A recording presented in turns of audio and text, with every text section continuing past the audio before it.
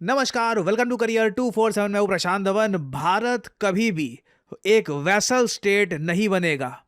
Recently ये statement दी है France के प्रेसिडेंट इमैनुअल मैक्रोन ने। नाउ जैसे आप लोग जानते हैं, डोनाल्ड ट्रंप ने रिसेंटली दो कंट्रीज के लीडर्स को काफी टारगेट किया। एक तो फ्रांस के इमैनुअल मैक्रोन और दूसरे भारत के नरेंद्र मोदी। और इंटरेस्टिंग बात देखिए, हाल ही में कुछ ही दिनों पहले भारत के विदेश मंत्री डॉक्टर एस जयशंकर ये गए यूरोप के एक बहुत ही इंपॉर्टेंट टूर पे। इन्होंने दो कंट्रीज को विजिट किया, एक तो लक्समबर्ग और दूसरा फ्रांस। फ्रांस में जब ये इमैनुअल मैक्रोन से मिले पेरिस में, वहां पर मैक्रोन की तरफ से स्टेटमेंट आई थी कि भारत जैसे देश किसी के भी वैसल नहीं बनना चाहते। एक वैसल स्टेट भारत कभी नहीं बनना चाहेगा। ना इसका मतलब क्या होता है, वैसल स्टेट होता क्या है, ये मैं आपको बताता हूं। देखिए, इंटरनेशनल रिलेशंस में वैसल स्टेट का एक प्रॉपर कॉन्सेप्ट है और दुनिया में कई वैसल स्टेट्स एग्जिस्ट करती है। एक वैसल स्टेट कहने को एक इंडिपेंडेंट कंट्री है ऑन पेपर, मगर वो लोग बस अपने इंटरनल अफेयर्स देखते हैं। उस पर वहां पे उनका कंट्रोल होता है कि जी स्कूल के सिलेबस में क्या पढ़ाना है, सड़कें कितनी चौड़ी बनेगी, हाईवे कहां से गुजारना है, मेट्रो कहां से गुजारनी है, एक्सेट्रा एक्सेट्रा। बाकी उस देश का जो डिफेंस के इक्विपमेंट कहां से आने हैं, ये कोई और देश तय करता है उनके लिए। वो देश तय नहीं कर सकता खुद। वो देश एनर्जी किससे परचेज करेगा, ये कोई और देश तय करता है। उस देश के लीडर का कुछ कंट्रोल नहीं होता उस पर। बेसिकली विदेश नीति से रिलेटेड जो भी बड़े निर्णय वो देश लेगा, वो इनडायरेक्टली एक और बड़ा कंट्री ले रहा होता है। इसको कहा जाता है एक वैसल स्टेट। पुराने ज़माने में आप अगर देखो तो वैसल स्टेट का कॉन्सेप्ट काफ़ी बार ओटोमन एम्पायर के दौरान या फिर उससे पहले भी आप अगर जाओगे तो एंशिएंट हिस्ट्री में बेबीलोन के दौरान काफ़ी मेंशन किया जाता था। आज के समय पाकिस्तान एक क्लासिक एग्जांपल है एक वैसल स्टेट का। आप देखोगे ओवर द ईयर्स बहुत आर्टिकल्स पब्लिश हुए हैं पाकिस्तान को लेकर कि पाकिस्तान एक सॉवरन देश है या फिर एक वैसल स्टेट है। क्योंकि या तो ये हमेशा चाइना के हिसाब से अपनी विदेश नीति बनाते हैं या फिर जैसे आज के समय यूनाइटेड स्टेट्स ऑफ अमेरिका के हिसाब से अपनी पॉलिसी बना रहे हैं। नाउ भारत पाकिस्तान के कंपैरिजन में एक वैसल स्टेट बिल्कुल भी नहीं है। ये बात पाकिस्तान के former prime minister Imran Khan खुद कह चुके हैं कि ये होता है देश, ये होती है फॉरेन पॉलिसी। जिस कंट्री से मर्जी ऑयल परचेज किया, जिस कंट्री से मर्जी डिफेंस इक्विपमेंट परचेज किया। So why not have a foreign policy like India? India has a very mature foreign policy. It is trading with the US. It is trading with China. It is getting cheap oil from Russia. So India's foreign policy benefits its people.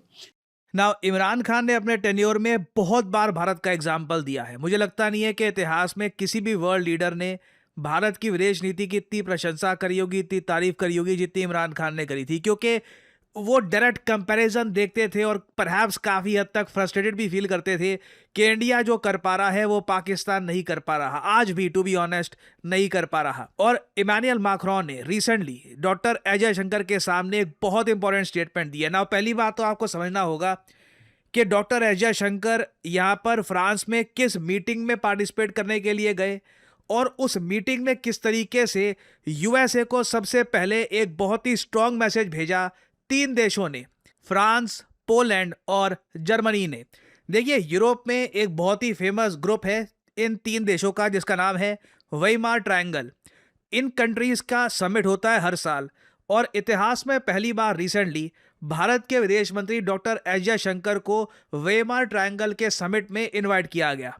Now इस बार का जो summit है, यहाँ पर इन तीनों देशों ने एक बहुत ही टफ स्टांस लिया ग्रीनलैंड के इशू को लेकर। ग्रीनलैंड जैसे आप लोग जानते हैं दुनिया का सबसे बड़ा टापू है, डेनमार्क का पार्ट है। ग्रीनलैंड बिल्कुल यूरोपियन यूनियन में आता है और डोनाल्ड ट्रंप चाहते हैं कि ये ग्रीनलैंड को कब्जा ले यूएसए के लिए। इस पे आप देखोगे मैंने वीडियोस भी अपलोड करी है, शॉर्ट भी अपलोड करी है।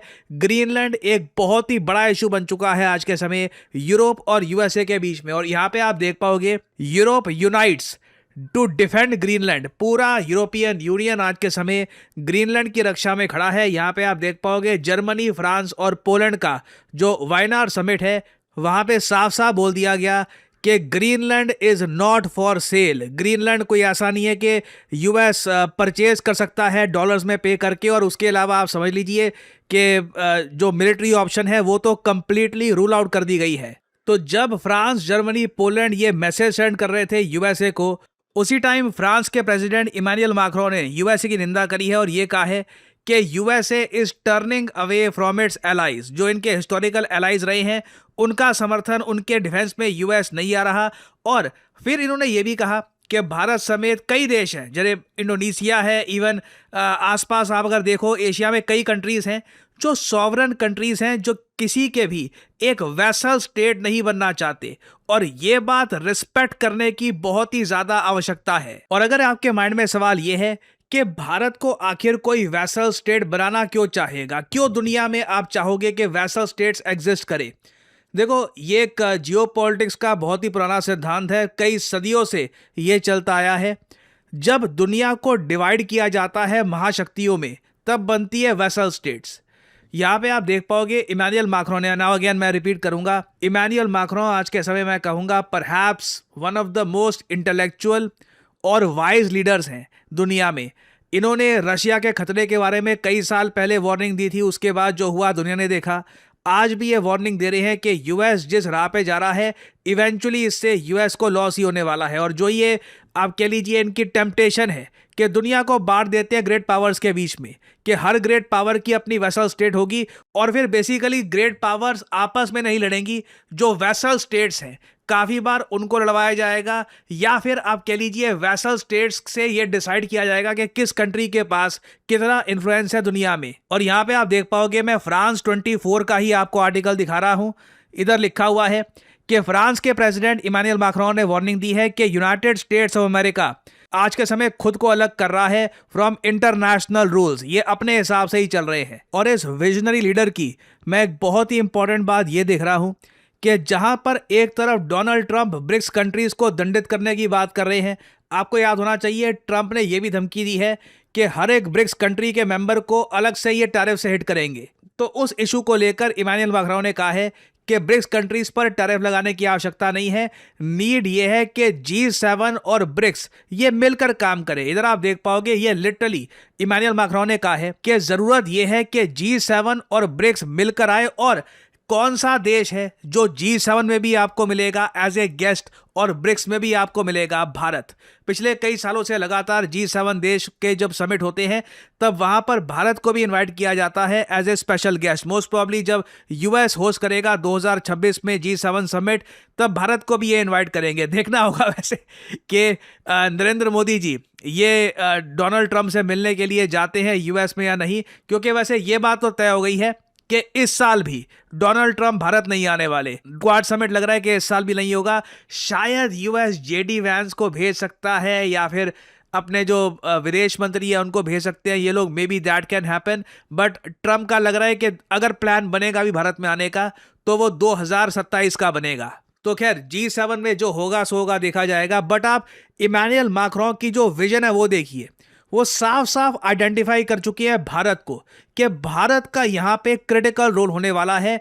भारत जोड़ सकता है G7 और ब्रिक्स को, और हम एक ऐसी दुनिया में काम कर सकते हैं जहां पे हम आपस में कोऑपरेशन करें, ना कि वैसल स्टेट्स बनाकर एक दूसरे को नुकसान पहुंचाने का एक प्रयास करें, जिससे अल्टीमेटली ग्लोबल इकोनॉमिक ग्रोथ को ही नुकसान होगा। और मैं देखता हूं काफी बार लोग बात कर रहे होते हैं कि अब देखिए वर्ल्ड वॉर 3 बहुत करीब है, विनाश हो जाएगा, ये हो जाएगा।